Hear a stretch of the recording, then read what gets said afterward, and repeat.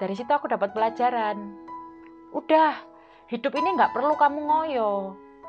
Kalau memang kamu sudah waktunya punya, kamu akan punya.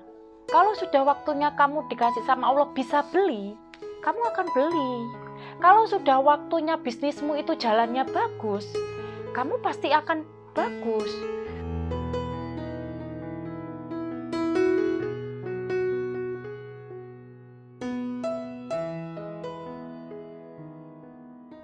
Perkenalkan, saya dengan Junior, dan ini suami saya, Dedi Kurniawan. Masya Allah, tegang Mbak, biasa ya. Alhamdulillah kita berdua dipercaya sama Allah untuk mengelola Kerudung Najwa. Kami adalah foundernya Kerudung Najwa. Kami jualannya ada di Shopee, di Instagram, dan sekarang ada di TikTok. Ada di Lazada juga. Awalnya kita hanya jualan di Facebook dulu. Kita 1 tahun 2017 atau 2016 ya? 2016 akhir. Dan Facebook. Ya, itu berawal dari keputusasaan saya. Dulunya itu saya adalah salah satu karyawan di sebuah perusahaan. Jadi setelah saya lulus SMK, saya itu kerja dari satu perusahaan ke perusahaan lain itu nggak pernah lama. Karena saya orangnya itu jenuhan, bolosan, dan juga kalau disuruh-suruh itu agak gimana gitu ya. Disitulah jangan ditiru ya teman-temanku ya. Setelah itu saya menemukan salah satu perusahaan di mana dia itu cara ngasih salary ke kita itu alhamdulillah sangat lebih dari layak. Terus yang kedua, teman-temannya enak. Dari situ Allah kasih ujian. Dimana di saat saya itu merasa, ya Allah, aku suka banget dengan perusahaan ini. Semoga aku bisa seterusnya bisa kerja di sini karena teman-temannya enak. Saya kalau kerja yang saya lihat itu temennya. Nah, setelah itu ternyata saya masuk di kualifikasi karyawan yang mengharuskan untuk kuliah. Jadi standarnya mereka adalah S1. Sedangkan saya pada saat itu nggak mau kuliah karena anak saya udah 1. Bagiku, aduh ngapain harus sekolah lagi, capek gitu. Karena saya dulu waktu zaman sekolah pun juga sebenarnya nggak begitu niat. Yang penting lulus itu udah alhamdulillah, ya Allah, Masya Allah. Dari situ ketika saya dikasih tahu bahwa kalau kamu nggak kuliah ya sudah, kamu nggak bisa melanjutkan di perusahaan ini kontraknya. Baiklah, ya tidak apa-apa. Mungkin itu rezekinya saya di situ cuman sampai di situ ya. Tapi rasanya hati saya itu kayak, aduh kenapa sih? Kenapa di sini tuh harus melihat sekolah? Selagi kita punya potensi loh, kenapa kok kita nggak dipakai?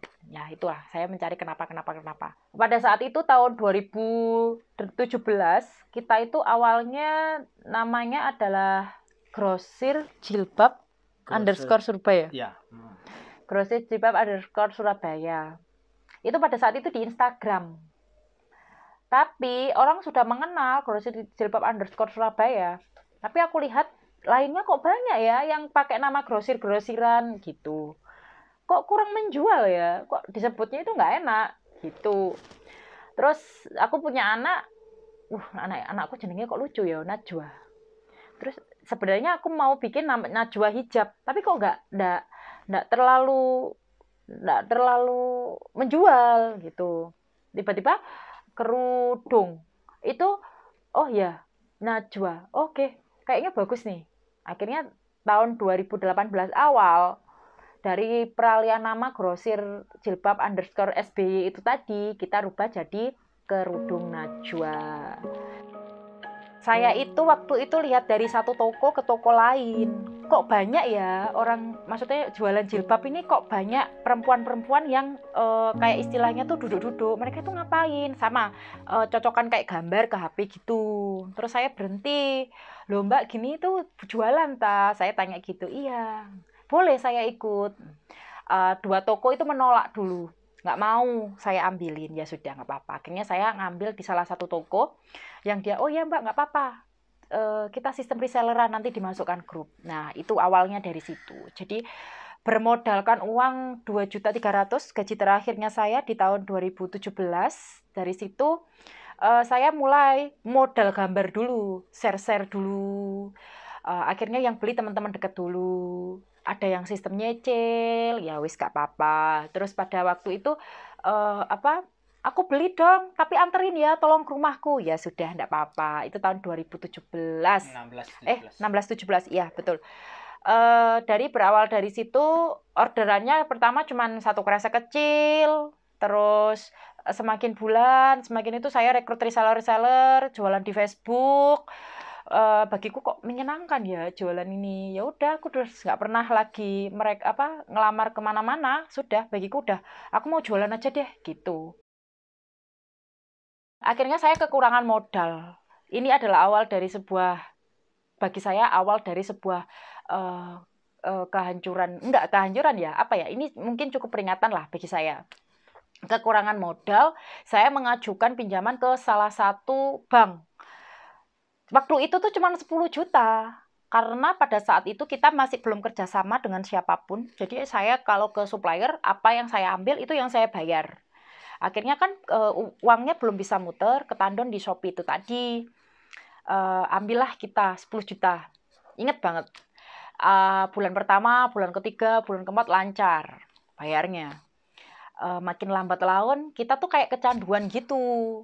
Aduh, bank ini kurang nih. Aku harus nambah lagi gitu. Akhirnya kita nambah lagi dengan modal gadein sepeda motor.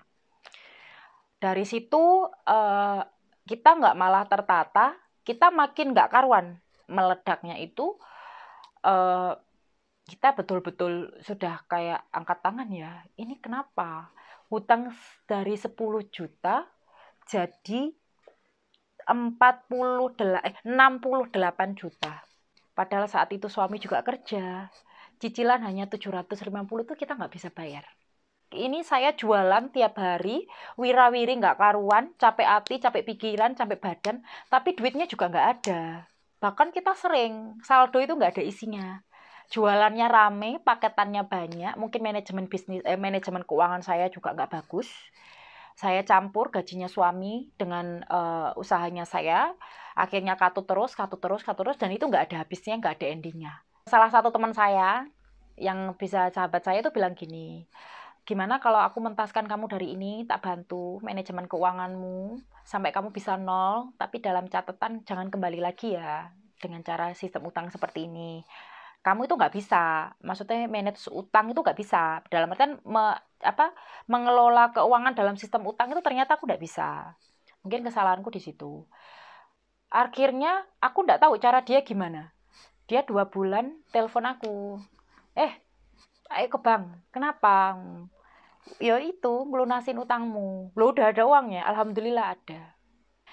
Setelah itu pelan-pelan, qadarullah, Allah itu kayak kasih saya kesempatan. Tiba-tiba supplier, penjahit-penjahit yang harusnya ada uang, ada barang, mereka melonggarkan saya untuk sistem, ya sudah, nota sekian kamu bayar bertahap. Teman-teman yang ada di grup pada gini, aku nyoba jualan di TikTok gitu. Nah, di situ saya gini, kok kayaknya menarik ya jualan di TikTok.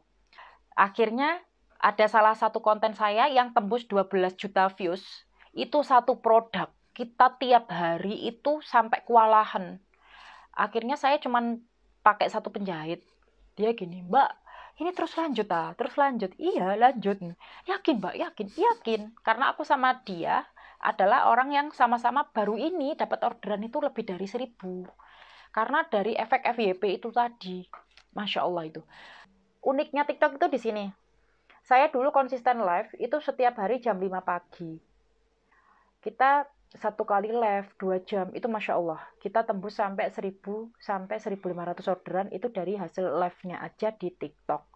Jadi pelajaran juga dari sini kita bisa gali adalah the power of consistent. Konsisten itu bisa mengantarkanmu untuk bisa mendapatkan mimpimu.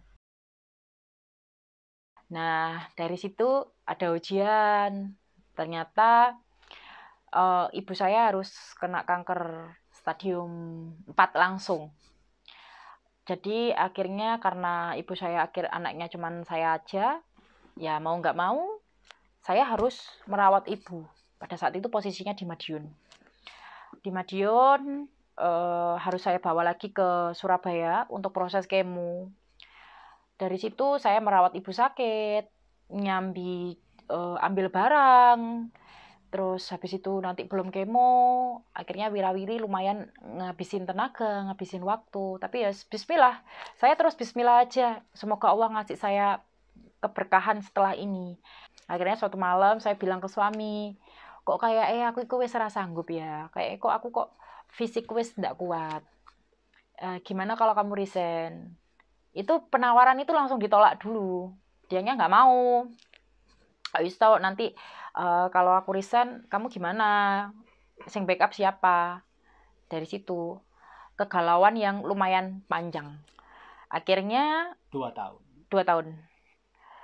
Tahun 2021, 2021 ya? 2021 dia melihat sendiri, aku pulang itu bawa 2 karung plus 1 kresek merah. Dari situ dia kayak, oh ya wis, kayak memang aku harus keluar.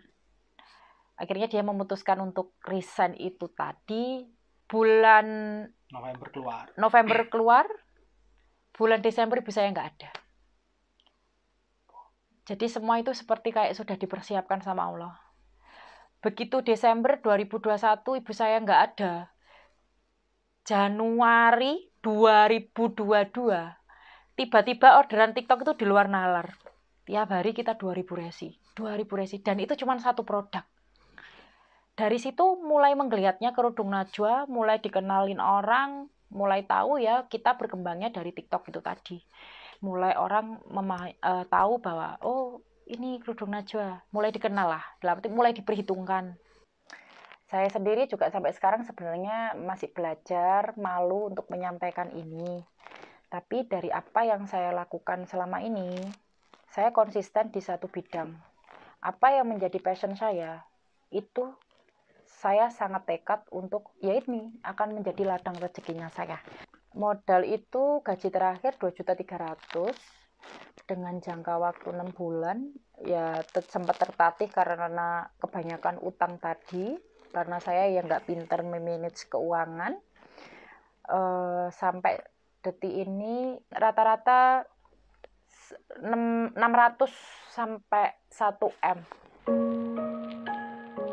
Kerudung Najwa itu adalah wasilah saya, bukan untuk mencapai suatu kekayaan duniawi, karena semenjak ibuku ndak ada, aku seperti ada kayak apa ya, bagiku gini, kalau aku kumpulin pada akhirnya aku pergi, itu buat apa?